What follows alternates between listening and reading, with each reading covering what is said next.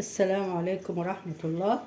أهلا بكم يا أحلى وأغلى وأجمل متابعين ومشتركين مطبخ ماجي وجوجو. أهلا بكم في فيديو جديد. شايفين الزبادي الجميلة دي؟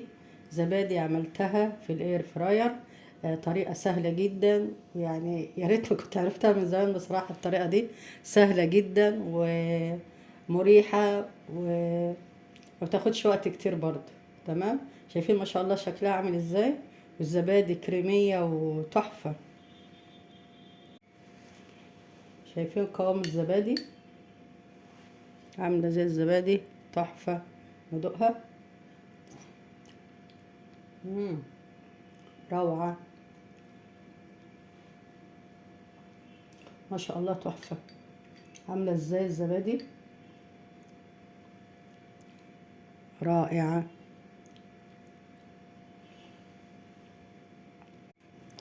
طعمها كريمي في منتهى الجمال.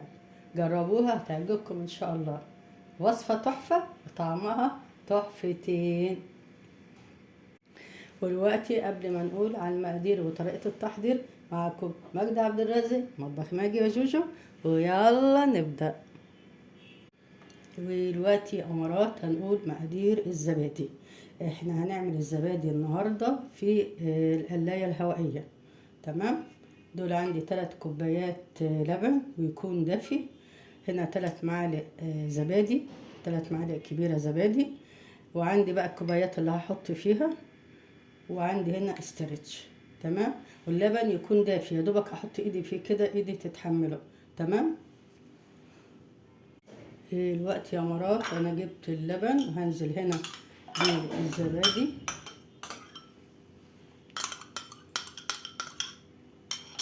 نقلب كله مع بعض.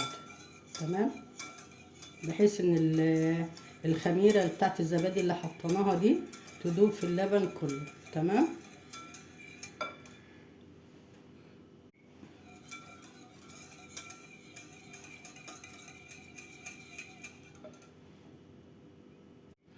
بعد كده هنصب الزبادي في الكوبايات.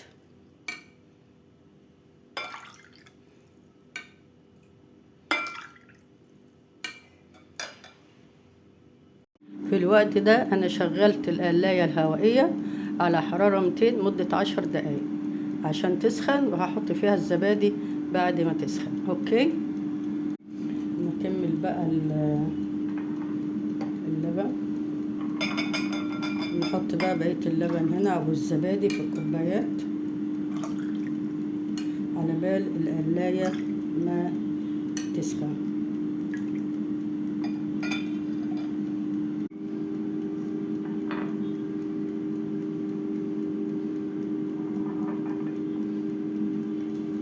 بعد كده هنجيب الاسترتش ونغطي بيه الكوبايات. تمام.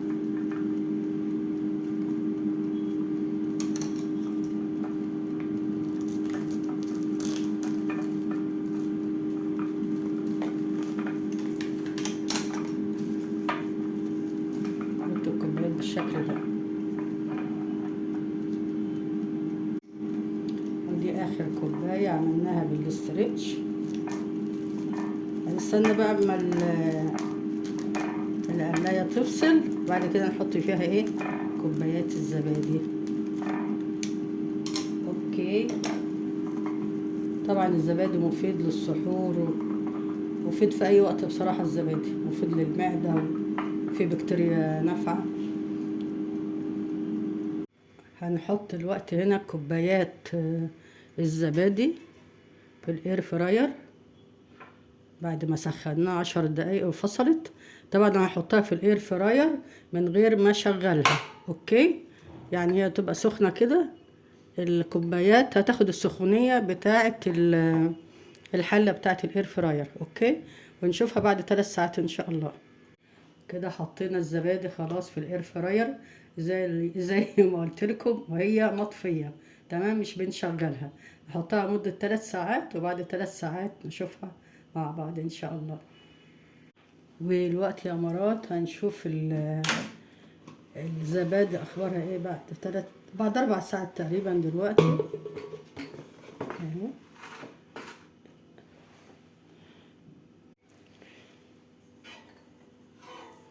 لسه طرية شوية، شايفين؟ لسه طرية شوية. هسخن الاير فراير برضو 10 دقايق وادخلها تاني. بعد كده ايه هنشوفها وضعها ايه. اوكي. الوقت هطلع الدرج ده بتاع القلاية عشان نحط فيه الكوبايات تاني. اوكي. هنحط الكوبايات وهنسيبها برضو، خليها بقى للصبح. تمام. احنا بالليل دلوقتي حوالي الساعة 2:30 تقريبا.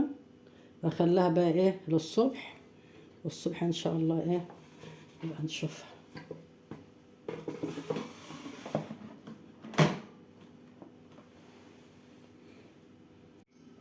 طبعا انا ما قدرتش اصبر للصبح عشان اشوف الزبادي اخبارها ايه، فانا سبتها ساعتين كده، وهنفتح بعد ساعتين هنشوف ايه الاخبار.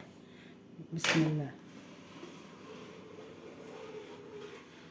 ما شاء الله.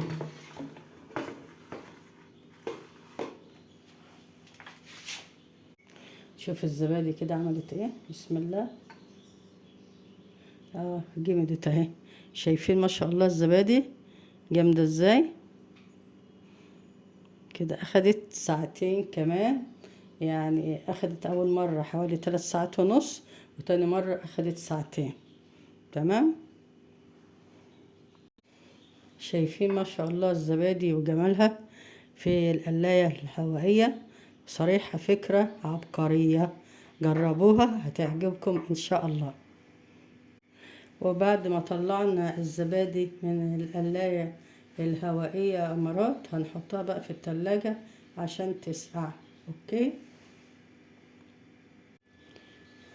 وصفة النهاردة خلصت. يا رب تكونوا استفدتم من الفيديو ولو بمعلومة صغيرة. الوصفة خلصت، لكن وصفاتي لسه ما خلصتش. كنت معاكم مجد عبد الرازق، مطبخ ماجي وجوجو. أسيبكم في رعاية الله وأمنه. مع السلامة.